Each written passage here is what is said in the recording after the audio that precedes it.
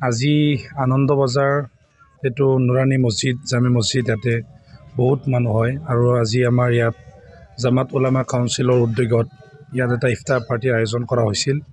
উক্ত পাৰ্টিত প্ৰায় 250 শতাধিক মানুহ আমাৰ ইয়াত উপস্থিত হৈছিল। আমাক ইয়াতে মানে চিফ গেষ্ট হিচাপে নিমন্ত্ৰণ দিছিল। ইয়াত আহিবলৈ পাই আমি নথৈ আনন্দিত হৈছোঁ আৰু এই এনেকুৱা প্ৰগ্ৰামবিলাকৰ জৰিয়তে আজি যিটো ভাতৃত্ববোধৰ যিটো এটা এনাজৰী সেই বস্তুটো মজবুত হ'ব আৰু আমাৰ বিশেষকৈ ধৰ্মীয় সংখ্যালঘুৰ মাজত এটা একতা যেটো আমি জামাত উলামা কাউন্সিলৰ পূৰ্বৰ পৰাই আমাৰ লক্ষ্য আৰু উদ্দেশ্য যে আমি আমাৰ বিটিআৰৰ সকলো মুছলিম সমাজক ধৰ্মীয় সংখ্যালঘু মানুহক আমি একতা কৰি একগোট কৰি আমাৰ বিটিচিৰ মাজত আমাৰ ধৰ্মীয় সংখ্যালঘুৰ যিবিলাক সমস্যা আছে সেইবিলাক সমস্যা যাতে আমি সমাধান কৰিব পাৰোঁ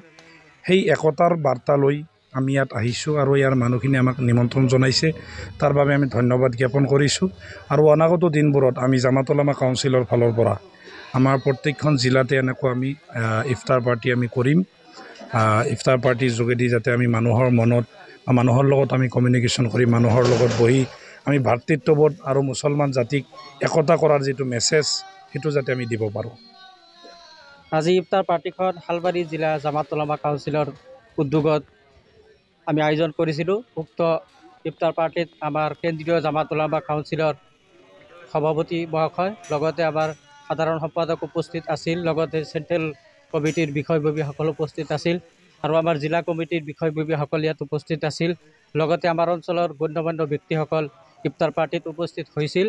আৰু তেখেতসকলে আমাৰ এই ইফতাৰ পাৰ্টিত উপস্থিত হোৱাৰ বাবে আমি তেখেতসকলক ধন্যবাদ জ্ঞাপন কৰিছোঁ আৰু অনাগত দিনত আমাৰ জামাত উলামা কাউন্সিলৰ উদ্যোগত আমি বিভিন্ন জিলাই এনেকুৱা ধৰণৰ কাৰ্যসূচী আমি হাতত ল'ম